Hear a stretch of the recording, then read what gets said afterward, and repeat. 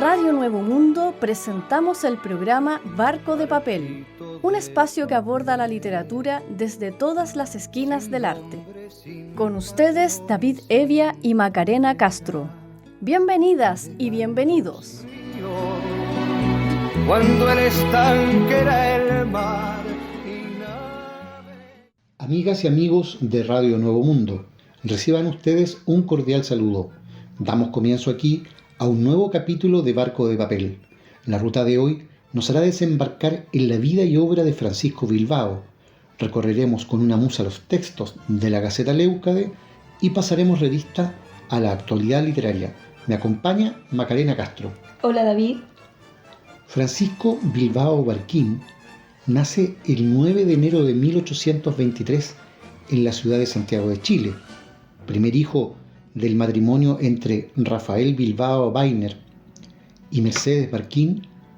A sus escasos 6 años se ve obligado a dejar el país por efecto del exilio de su padre, un comerciante e influyente político liberal que, en materia constitucional, libera el patriotismo aristócrata nacional en contra de las fuerzas conservadoras.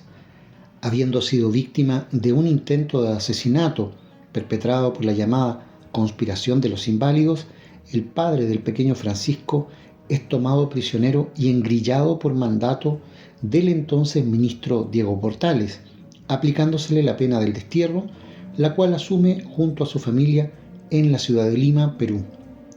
Eventos como este resultan paradigmáticos como reflejo de las tensiones entre las diferentes facciones políticas de aquellos tiempos, donde en no pocas ocasiones los enfrentamientos llegan incluso a las armas.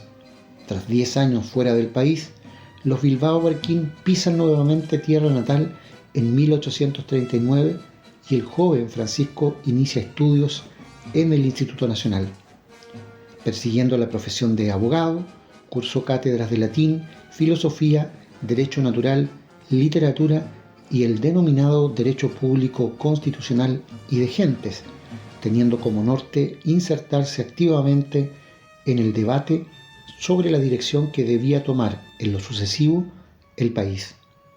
En la misma línea, funda junto a otros intelectuales herederos de las enseñanzas de Andrés Bello en el Instituto, la Sociedad Literaria de 1842, que establece como fin la búsqueda de una literatura emancipadora, tal como dijera José Victorino Lastarria ese mismo año en su discurso de incorporación. En este contexto, traduce de La esclavitud moderna, del polémico autor católico Félicité Robert de Lamennais, obra que ejercería gran influencia en el joven, esto debido a las ideas que el pensador francés desliza sobre la necesidad de un sistema esencialmente democrático, capaz de representar los intereses de las diversas capas de la sociedad. Lo que Bilbao ya observa en esta época es la necesidad urgente de una reforma constitucional que cambie el régimen de propiedad, las relaciones laborales, el sistema representativo y especialmente la política educacional, tema este último que sostendría firmemente hasta sus últimos días, enfatizando que el que no cree que la razón soberana, que el gobierno de sí mismo, que la separación de la Iglesia y del Estado, que la educación filosófica del Estado, la inscripción de los actos fundamentales de la vida son las condiciones inseparables de la verdadera república, ese vive aún en las tinieblas, según se recoge de su pluma en los registros parroquiales de 1857, publicados en la revista del Nuevo Mundo. En este sentido, el autor utiliza las figuras literarias propias de la doctrina cristiana para atacar frontalmente al corazón de su institucionalidad, estableciendo a la razón como faro que ilumina los destinos de la patria. Sus inquietudes intelectuales y compromiso con la transformación de las relaciones de poder en Chile llevan al autor a escribir Sociabilidad chilena, publicado el 1 de junio de 1844 en el periódico literario y científico El Crepúsculo. Se trata de un ensayo que ubica a Bilbao en el centro del debate nacional, marcando un hito en la evolución de su pensamiento, donde conjuga un enérgico llamado a la superación política con miras a la democracia y un ataque frontal hacia el clero y el conservadurismo. Según el historiador Luis Corvalán Márquez, la pluma del liberal representa en este tiempo todas las características de una literatura de combate, penetrada de un fuerte espíritu militante y de una aspiración a convertirse en la voz de los sin voz. Aquí el intelectual subraya críticamente la herencia española y el ideario de la Edad Media presente en nuestro país, con su fuerte componente católico y feudal, para proponer, en cambio, la instauración de una Edad Nueva, teniendo como referencia los procesos de cambio en Francia, a la cual solo podría llegarse a través de la revolución. El señor feudal, dice Bilbao, conquista, extiende su dominio, domina al débil conquistado, enseñorea la tierra, la apropia y recibe su propiedad el bautismo de la legitimidad católica. El pobre, el débil, el conquistado, trabaja, gime y depone el fruto de su trabajo al pie del señor del castillo. Sufre, se le oprime, se le hace servir como esclavo y como soldado. No tiene a quién apelar. La ley y la justicia, el poder y la aplicación vienen de una misma mano. La desesperación aumenta, pero el sacerdote católico le dice: este mundo no es sino de miseria. Todo poder viene de Dios. Someteos a su voluntad. He aquí la glorificación de la esclavitud. Lógica que se ve reflejada también en el seno familiar, operando de manera equivalente en la relación del padre con la esposa y los hijos. Una doctrina del sometimiento que Bilbao imputa a Pablo de Tarso, quien habría creado variaciones hostiles a la pureza primitiva de la doctrina de Jesús. El cura no sabe arar, ni sabe enyugar el buey, pero por su propia ley, él cosecha sin sembrar. Él, para salir a andar, poquito o nada se apura, tiene su renta segura, sentadito descansando, sin andarse molestando, nadie gana más que el cura. Expresa mordazmente en verso el liberal. Así queda establecida entonces la relación entre la monarquía y la Iglesia. Mientras la primera goza de sus privilegios, la segunda va en su auxilio para que someta a los individuos y evite el análisis, el pensamiento libre, que es enemigo de la tradición. Pero, desde que reconocemos la autoridad de la razón individual de cada individuo, el despotismo es ilegítimo y la libertad es sagrada. Se sigue entonces que, siendo el ideario del catolicismo el que sostiene el orden social, la posibilidad de cambio requiere por necesidad una separación radical entre Iglesia y Estado, a la cual no se puede llegar sino mediante la revolución. Tal separación obedece al propósito de crear las condiciones necesarias para la emancipación del hombre en la Edad Nueva. El individuo, refiere Bilbao, necesita examinar para creer. Examinar es negar la fe, es someterse al imperio de la razón individual. Someterse a su razón es fiarse a sí mismo, tener confianza en sus fuerzas, es la exaltación del yo humano, voluntario e inteligente, subjetivo y objetivo, es decir, individual y social, particular y general, humano y divino, poseyendo en la constitución de su esencia psicológica la base de la armonía universal. Pero no se trata de un viraje hacia el solipsismo, ni mucho menos de un egoísmo misantrópico, sino de apoyar el vínculo social en bases distintas a las establecidas por la Iglesia. El espíritu nuevo, dirá entonces, salió del templo antiguo por elevar otro más grande, más elevado, digno del ser Dios, es decir, amor universal, y del ser hombre, reconociendo la libertad absoluta del pensamiento como único medio de comunicarse legítimamente con él. Una vez destruida la fe, será la razón científica la que se ocupará de satisfacer las interrogantes que toda sociedad se plantea respecto de su origen, su estado actual y su destino. Pero la razón necesita no solo la instrucción en cuanto a teoría, sino también las condiciones materiales para su despliegue. Aquí el pensador liberal establece claramente una declaración de principios que subvierte el orden imperante. El individuo, como espíritu libre, expuesto al bien y al mal, necesita educación para conocer el bien. El individuo, el yo humano, cuerpo y alma, necesita propiedad para cumplir sus fines en la tierra. La propiedad la necesita para desarrollar su vida intelectual, su vida física y la de sus hijos. Luego, las condiciones necesarias para adquirirlas y adquirirlas de un modo completo le son debidas.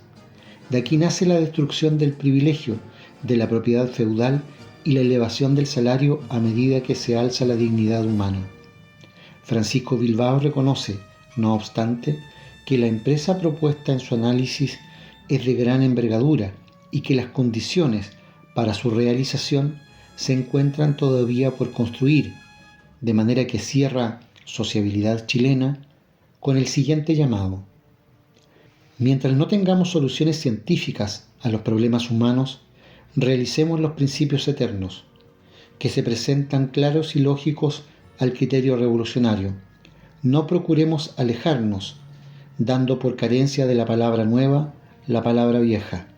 Tengamos dudas, suframos, llevemos el peso de las épocas transitorias, pero no retrogrademos para descansar bajo el monumento que se desploma. No separemos de nosotros al pueblo, más de lo separado que se encuentra. Eduquémoslo en la teoría de la individualidad, del derecho de igualdad y del honor. Así se hallará en aptitud de recibir el bautismo de la palabra nueva, sin que nos cueste la sangre del mayor número ni los siglos que han tardado las demás creencias para organizar una sociedad. Vamos a la música en Barco de Papel.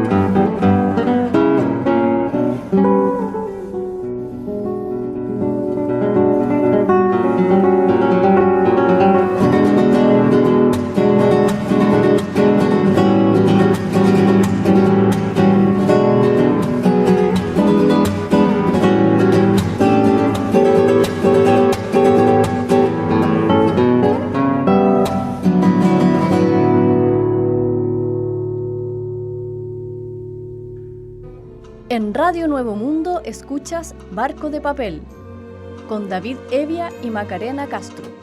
La publicación de Sociabilidad Chilena por parte de Francisco Bilbao desató la ira de los sectores más conservadores del país.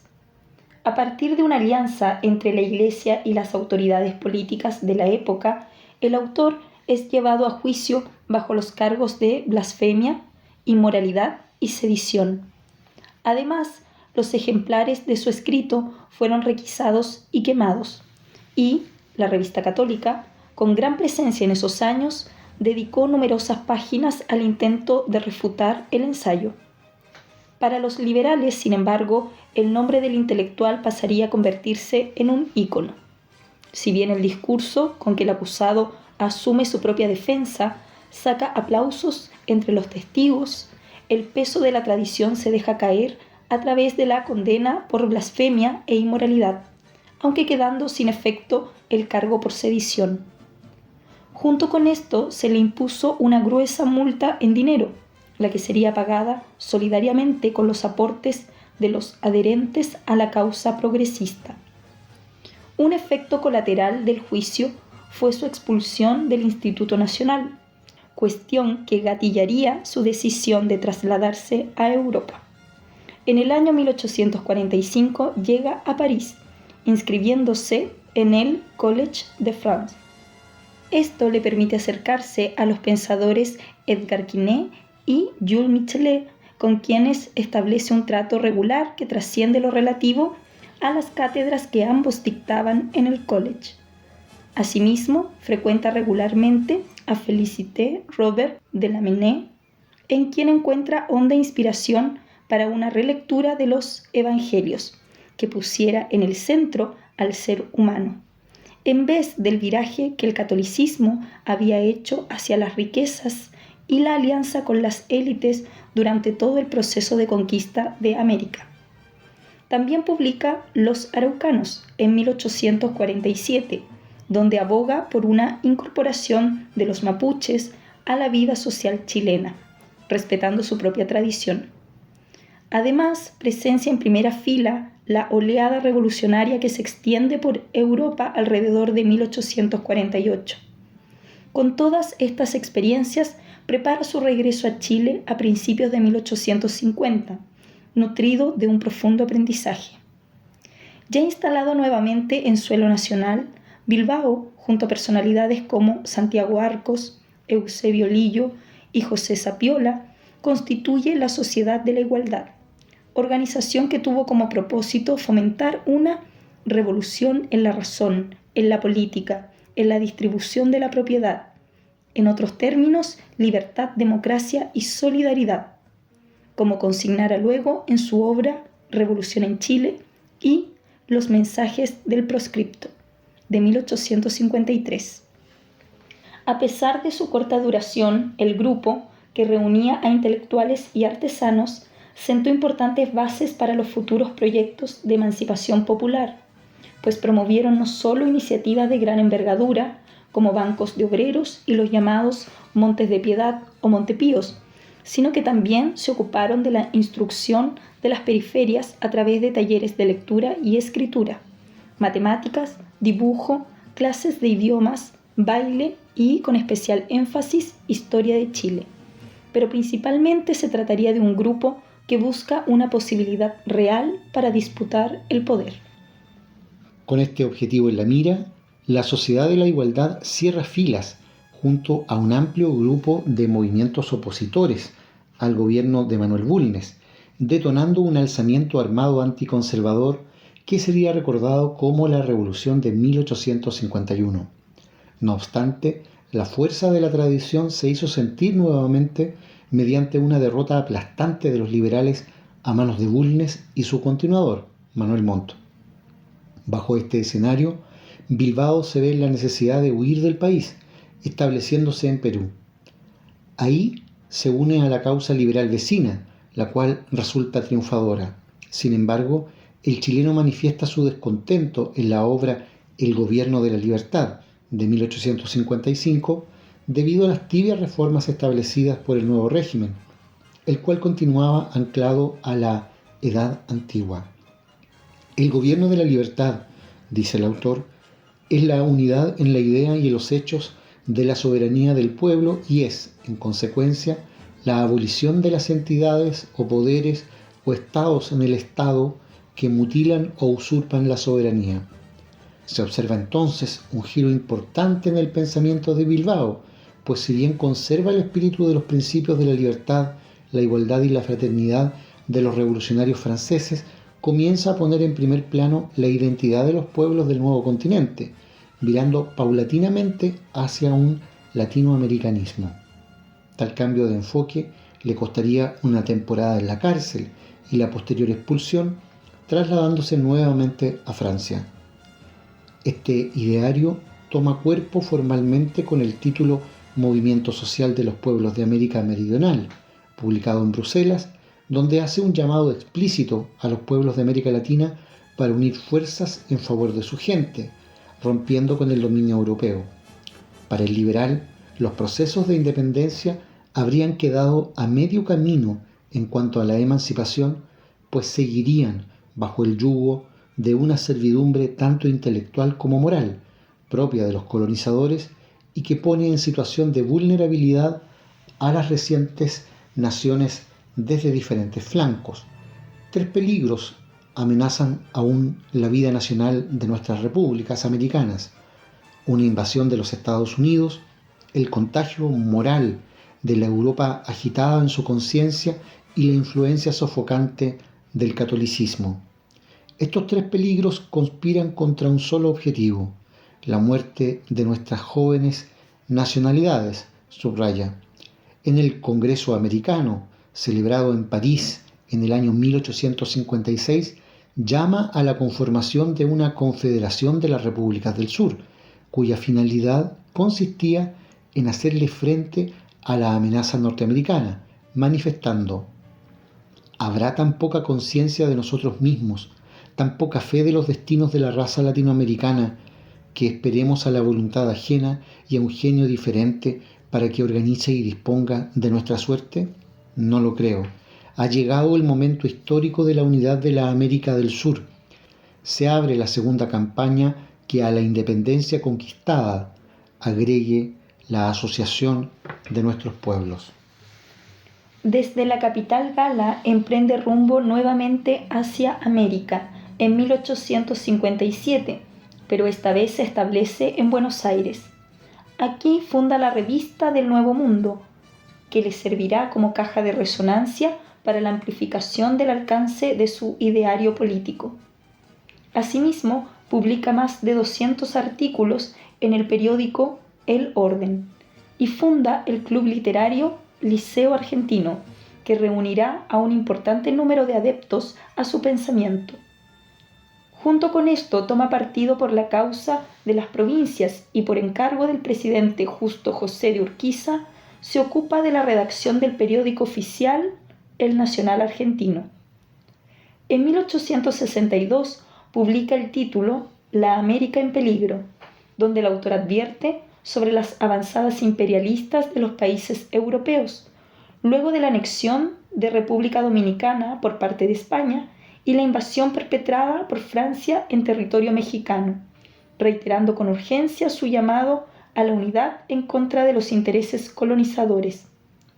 2 años más tarde sale a la luz el Evangelio Americano, obra fuertemente influida por la escritura de Félicité Robert de Lamennais, y que opera como una suerte de catecismo político donde puntualiza sus concepciones democráticas y libertarias, abordando también los desafíos que enfrenta América Latina con respecto a su emancipación, pero con un mensaje de esperanza donde se lee: vosotros, almas selectas que sentís la misión del apostolado de la justicia y libertad, y a quienes atormenta el insaciable deseo, la sed inextinguible del infinito, vosotros, sal de la tierra, institutores de la personalidad, soldados de la causa de la providencia, apoderaos del divino testamento, anunciad el evangelio americano, arrancad el fuego sagrado del altar para incendiar los corazones e iluminad la inteligencia de todos los que esperan el día de justicia, el fin de toda tiranía, y la santa alegría de la paz. Finalmente, Francisco Bilbao Barquín muere a la edad de 43 años en la capital argentina, dejando tras de sí un legado intelectual notable para todos aquellos interesados en la unidad de propósito de las naciones latinoamericanas, en virtud de su defensa y del levantamiento orgulloso de su identidad. Su pensamiento, que ha tenido muy poca presencia en la academia y se ha visto prácticamente ausente en el debate político durante la segunda mitad del siglo XX y lo que va del siglo XXI, se encuentra actualmente disponible en los gruesos tomos que componen las obras completas del autor. Recopilación exhaustiva llevada a cabo por su hermano, Manuel Bilbao Barquín. Es la vida y obra de Francisco Bilbao, notable intelectual, fundador de la Sociedad Literaria de 1842, que recoge la impronta de José Victorino Lastarria y traza buena parte del ideario que va tras el latinoamericanismo y se levanta contra el neocolonialismo que busca hacerse del continente en aquel entonces. La palabra y la soberanía son parte de este capítulo que ha dedicado al autor Francisco Bilbao, Barco de Papel. En nuestro siguiente bloque, por cierto, vamos a recorrer letras en la SECH y también los textos de la Gaceta Leucade. Pero primero, Macarena, vamos a la música en Barco de Papel.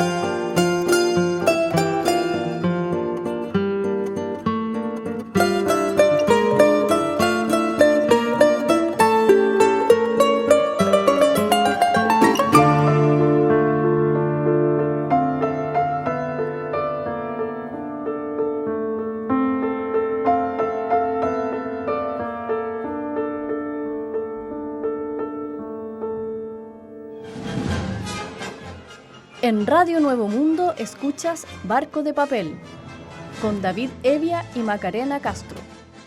Y en este último bloque de Barco de Papel pasamos revista a la literatura en marcha con algunos de nuestros destacados escritores nacionales en la sección Letras en la SECH. En esta oportunidad para conocer el trabajo de Carlos Smith. Carlos Smith nació en Pitrufquén, la Araucanía. Es músico, poeta y autor de los libros Pedagogía del Humano, de 2008, El Oráculo de Nuestros Días, de 2015, y Eros y Erótica, de 2020. Su obra ha sido incluida en diversas antologías, entre las cuales destaca Desde Valparaíso veo el sol, de 2023. Recientemente, además, varios de sus poemas han sido seleccionados y publicados por la revista Cametza y la Gaceta Alerce de la Sociedad de Escritores de Chile, SECH. Escuchemos entonces parte del bello trabajo poético de Carlos Smith en su propia voz. Un saludo a la Radio Nuevo Mundo, a los conductores de Barco de Papel, David, Macarena y Anaís, a todos los auditores, amantes de la poesía. Historias de encinas. Y si estuvieses tendida sobre la hierba de la pradera, y me sentara a tu lado y te hablase sobre abejas que cantan y pájaros que hacen polen con las piedras del río, y si te acercaras a mi lado a escuchar historias de encinas, y si al finalizar tuvieses mis palabras en tu mano y vieras sus matices, sus murmullos, sus designios, en ese instante cercano, ¿qué silencio me dirías? De mar. Era usted, pez de callejones y mercados, habitante de escalones y afanes rutinarios, de veredas alcohólicas y miradores, nativo de la angostura íntima de los necesitados. El peso de la luz lo acercó a esas rompientes, su piel deshabitada, su comida inevitable, y como el mundo es más grande que la filosofía, usted despertó de madrugada con la amenaza de un reloj inexorable, desayunó en silencio, plagiando la llovizna de la bruma, y partió hacia la caleta, delineando un trayecto sinuoso y cotidiano. Saludó a los pescadores, ideando que eran sus hermanos, y silbó una melodía añosa imitando al viejo afilador de cuchillos de las alturas de su barrio. Zarpó transformado en artesano del agua, vestido de tejedor de ilusiones y sustento, con la luna intentando perforar el alba para navegar sobre los bandazos del océano. Bajo la bóveda eclipsada del amanecer, usted y 4 compañeros lanzaron las redes a los subterráneos de la espuma, atados a la certidumbre mágica de abastecerse de las fertilidades del mar. Y como el planeta es más pequeño que la realidad, bajo la cúpula celeste de la mañana recogieron redes y espineles y sumaron 5 peces de pobreza, porque la flota de goletas había recogido el excedente, porque los barcos factoría habían tatuado un desierto en los abismos de la inmensidad. Regresaron convertidos en navegantes sin patria para recalar, igual que migrantes embarcados en la desesperanza, con el sol intentando iluminar la superficie para vaciarse sobre la estela espumosa de la travesía. Se despidió de sus colegas en marea baja y tarareó un rancio bolero de tabernas, imaginando ser el italiano de las menestras de su calle, en tardes que bajaba cantando que valía la alegría vivir. La liviandad de la brisa lo regresó a su camino inevitable, a su cotidianidad deshabitada. Usted deambuló de mediodía con la timidez de un pincel cansado, almorzó en silencio como la niebla después de un aguacero y adormeció su libertad lo mismo que un ángel derrotado. Al atardecer bebió cerveza embriagado de infortunios, durmió hasta el alba maldecido por un reloj inevitable, desayunó nostálgico igual que una tarde de domingo y partió hacia la caleta, trazando un camino ondulante y reiterado. Mugarte. Lo que movía el relato eran los disturbios geométricos del agua, el mutismo de la mariposa, el ventarrón de haber sido una detenida aparecida, que logró ser la narradora de recuerdos y academias en meses en que el corazón de la locura se paseaba por la ciudad como un lagarto sin sol. En días que tu cuerpo camina con más lentitud que tu sombra, mis ojos duermen por ti y mi mano escribe tu nombre sobre las blancas paredes del mar. Paraguas verde. Si usted abre su paraguas verde dentro de una farmacia antigua, lloverán hojas de hierba luisa y flores de pasiflora sobre el llanto de su tranquilidad. Si no lo usa, saldrá el sol tras los estantes, se adosará a sus instintos, circulará por recodos sombríos y verá el polvillo gris de las vidrieras. Usted se iluminará de cercanías, de sanaciones heredadas y se transformará en el extracto cobrizo de la damiana, en diminutas raíces tatuadas de claridad. No la imagino, la veo, aunque no está, la escribo, aunque no la veo, la cerco, la desdoblo, la descubro, la despierto, diviso su paraguas 9 de cada 6 veces que usted se va. Cómplice. Serenar el dolor es oficio de cometas, reinventar el aire es tarea de gaviotas y partir es regresar para decirte que me voy. Resta volver a la ciudad inundada por el viento, al maravilloso silbido de las cuerdas. Te regalo mis años, mi respiración, mis demonios y mis dioses, convertidos en un viaje sin destino, transformados en los retraídos habitantes de los peldaños de la imperfección. Después que las respuestas nos buscaron y no nos pudieron encontrar, siglos de civilización quedaron sumergidos en el fango. El amarse había sobrepasado las intenciones humanas. Los ancestros habían sobrevivido a pesar de las varas invasoras. Cuando mi condición entera está en el pensamiento, en fechas en que recorro los tablados de la incertidumbre, cuando en mi semblante dejas grabadas todas tus señales, espero que no te conviertas en cómplice de mis errores. El viento. El viento ofrenda al viento los orígenes y el agua fortalece al viento y al resol que la clarea.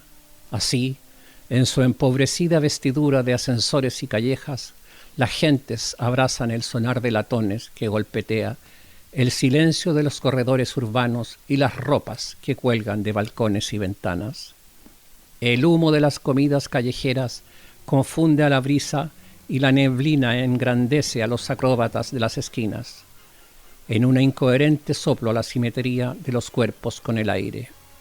Cereales y hortalizas en los mercados, pescadores taciturnos en la pleamar, todo esbozado en sonrisas desgarradas, inmersas en la discreción de la bahía, en la extensión vehemente de los ajetreos cotidianos. ¿Quién soy yo sin usted y usted sin nosotros?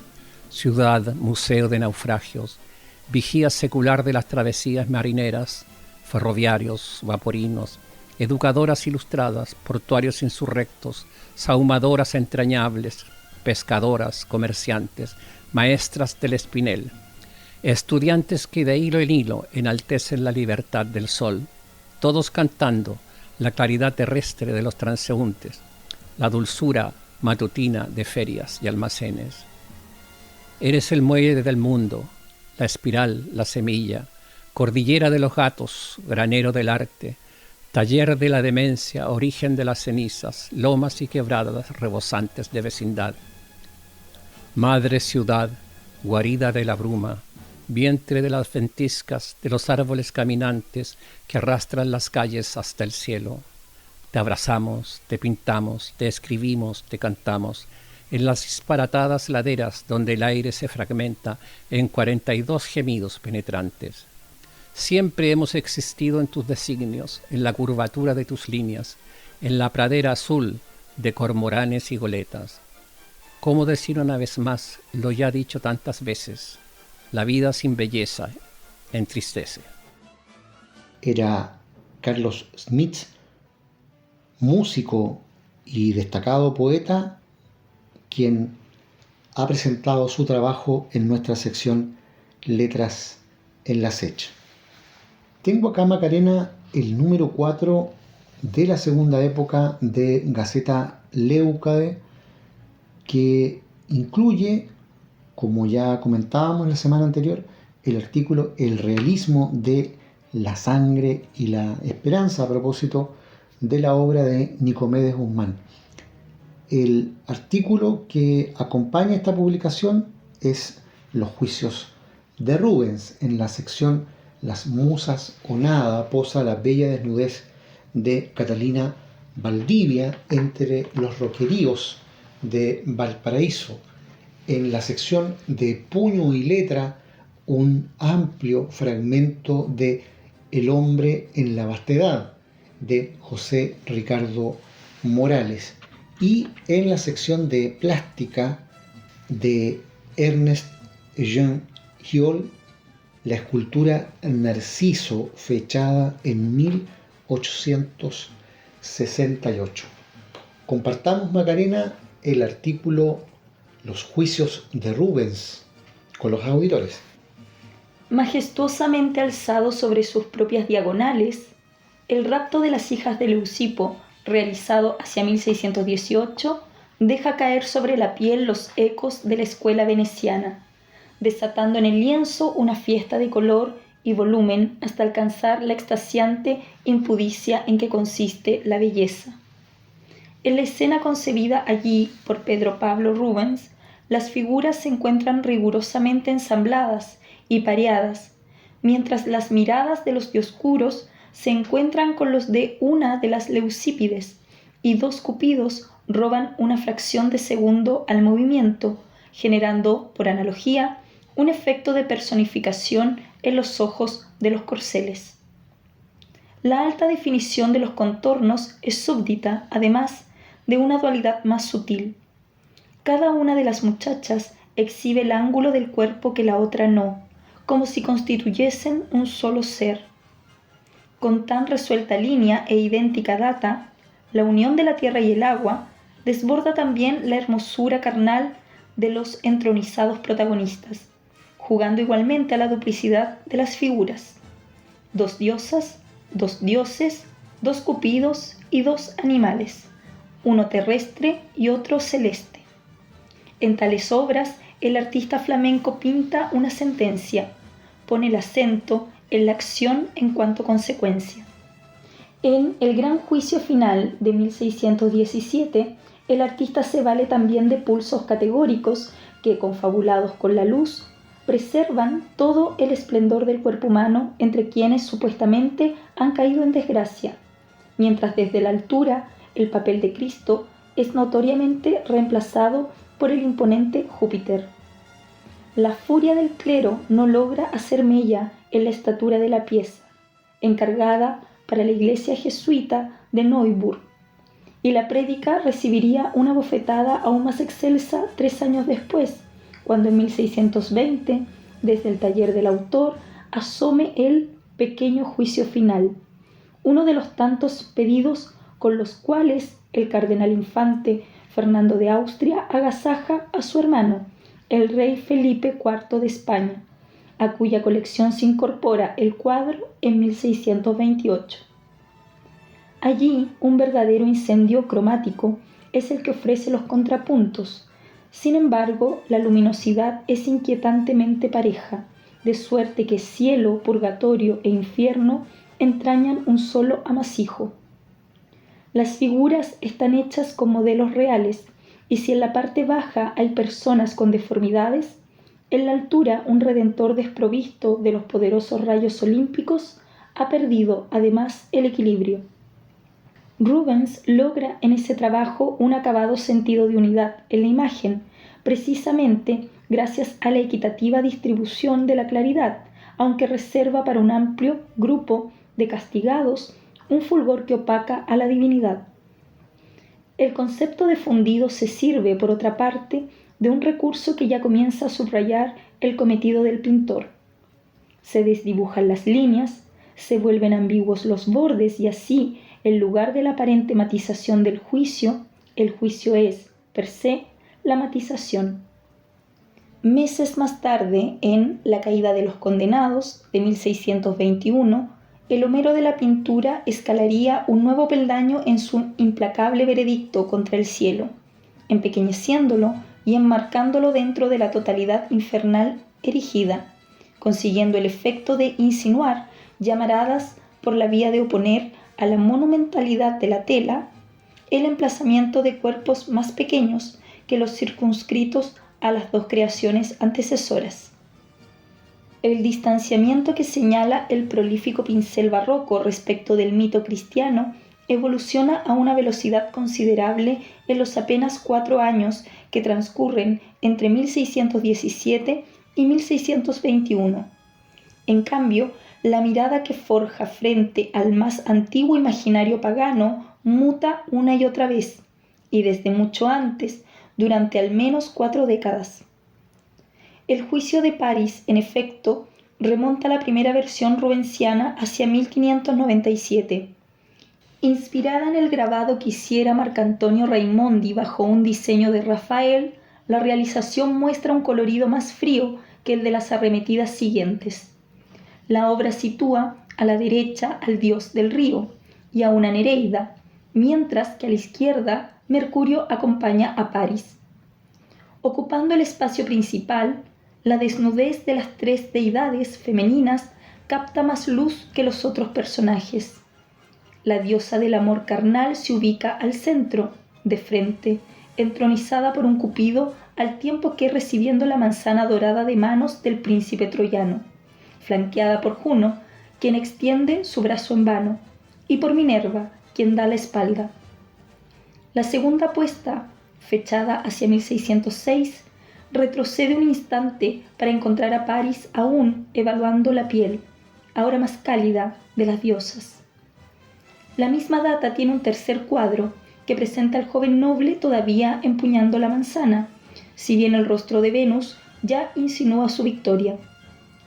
Tras enviudar de Isabella Brandt, Rubens explica en una carta de 1630 a su amigo francés, el astrónomo Nicolas Claude Fabry de Piresque, que ha decidido casarse con Helena Formand, de 16 años de edad, porque, a decir verdad, amo demasiado mi libertad para cambiarla por los abrazos de una mujer mayor.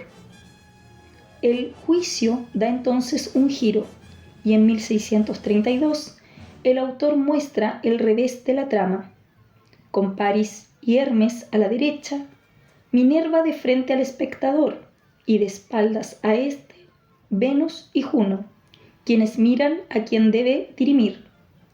El fallo todavía no se ha pronunciado, pero sí los cuerpos, sinuosos y de líneas ligeramente nebulosas. En 1638, en tanto, el juicio de París halla su juicio final. El príncipe y Hermes regresan a la izquierda y la vencedora vuelve a estar de frente al espectador. Pero no es ya la diosa, no es ya el mito. En lugar de Venus, el genio flamenco retrata a Helena, no la de Troya, sino la de su personal realidad.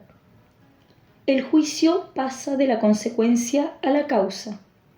En una misiva del 27 de febrero del mismo año, el cardenal Infante anticipa a Felipe IV que sin duda es la mejor pieza del pintor. Y agrega, solo tiene una falta, que no ha sido viable, que la quiere enmendar, y es estar demasiado desnudas las 3 diosas, pero dice que es menester para que se vea la valentía de la pintura. Es el artículo Los juicios de Rubens del número 4 de la Gaceta Leucade. Despedimos esta nueva emisión de Barco de Papel, producido por el equipo editorial de la Gaceta Leucade. En la edición, Cristian Castro, y en los micrófonos, Macarena Castro y David Evia. Nuestra ruta volverá a estar al aire la próxima semana. Muchas gracias y hasta entonces. Hasta pronto. En Radio Nuevo Mundo finaliza el programa Barco de Papel, un espacio que aborda la literatura desde todas las esquinas del arte. Nos encontramos en una nueva edición. Hasta pronto. Cuando el canal era un río